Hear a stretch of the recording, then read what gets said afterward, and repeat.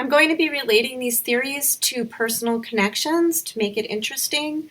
I'm starting with Adler's theory, which says that individuals can make choices that shape their lives. We are motivated by social relatedness. Behavior is purposeful and conscious, and responsibility and meaning are important.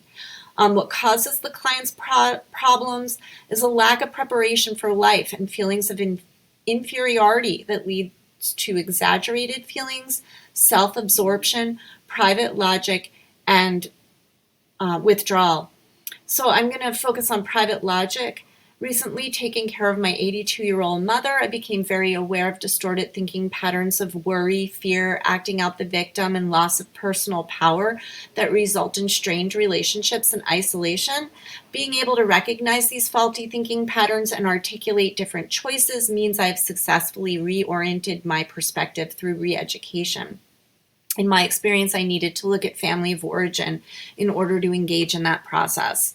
I didn't do it alone. I had a group of people who supported me, which validates the idea that connection is important to recovery. What resolves the client's issues is community feeling and active social interest, a feeling of connection and helping others, a reorientation to life and correcting faulty thinking. I plan on using empathetic listening, well-timed disclosure, early recollections, and linking emotions to cognitive orientations. And part of why I chose some of the other theories is because they tie in well with linking emotions to cognitive orientations.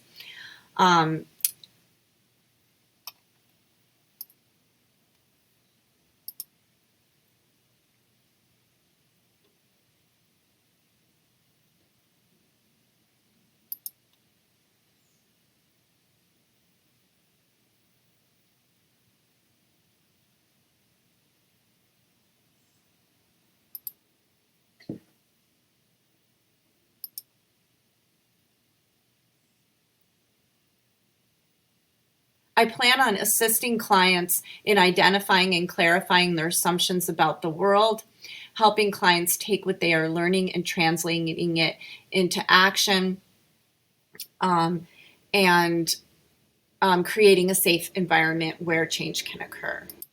The next theory is cognitive behavioral theory, which teaches clients to actively test their beliefs and cognitions.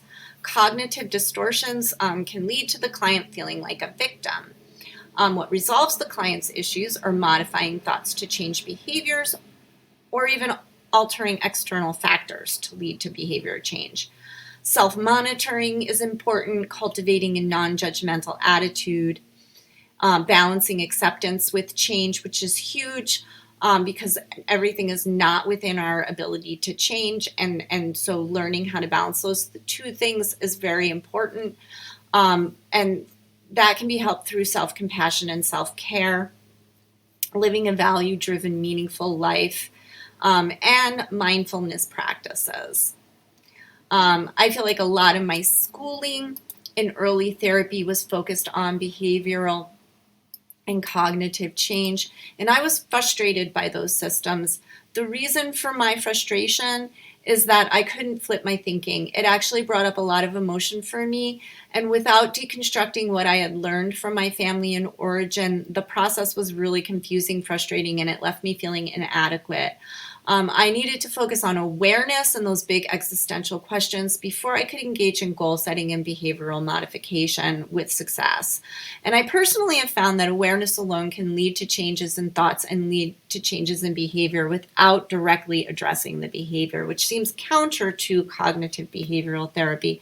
However, I see it as a tool to be used within some of those wider theories of some of the broader ideas of the other theories.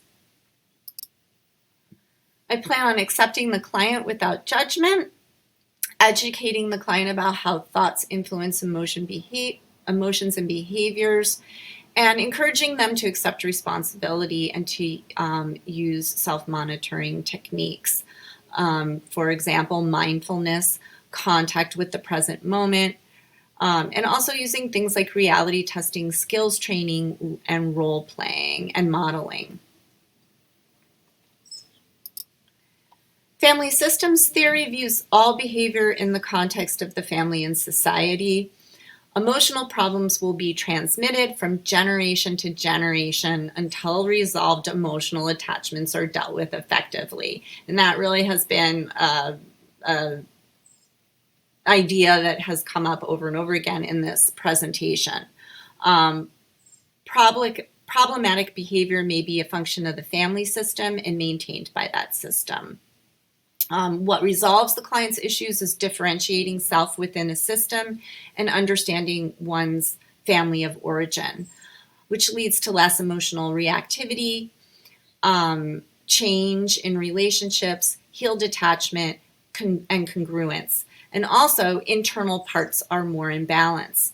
And that's really the part that I can relate to the most, are those internal parts. I relate to the managers, exiles, and firefighters, except I really have different words for my internal parts. I have an inner child who wants security. When I try to get security from others, I run into dysfunctional patterns, and I function better when I rely on my internal source of strength and change the expectation that someone else make me feel better, and then my relationships flourish. I have an inner teenager that wants justice. This teen was hurt by the social, cultural, and political context that damages and restrains girls. And if I let my inner teen be in charge, I want justice from my current relationships, which is inappropriate. I cannot fix the past and the present, and I cannot blame others for what they do not know. I also have a loving parent who can talk to my inner teen and inner child and explain that she's in charge and can keep them safe. I have high regard for attachment theory. I have a huge abandonment trigger that I have confronted over and over, and which I can now get in front of using self-monitoring techniques. It does not interrupt my relationships and rule my emotions. As a counselor, I plan to validate and encourage my clients to support resilience and to take an interactive and consequential approach to therapy. Also to facilitate change through collaborative planning. I like that family systems theory recognizes each family as a unique culture. And finally, we have constructivist theory, which values the client's reality without disputing if it's accurate or rational. It also recognizes multiple realities to, again, balance that out. What causes the client's problems are ambivalence and resistance. One of the goals is to reduce ambivalence about change and increase motivation to change. I do recognize that that ambivalence is a normal part of the human experience, so it's not necessarily a problem. It's just something that needs to be balanced. It's something and understood and examined for self-awareness. And this really helped me to understand ambivalence, because when I began therapy, I did not realize a person could feel two different and opposing ways about the same thing. And that was just huge to learn, that that is human and not a weakness. And that things can unfold when you recognize and honor all your parts. And I'm able to make skillful choices once I recognize opposite feelings, the purpose those feelings have, and evaluate my choices based on a goal. So there might be part of me that wants one thing, and my inner teen might want something else. But to recognize that I have this goal, the ultimate goal of interconnectedness and happiness and good relationships, and that's going to help me make my decisions rationally.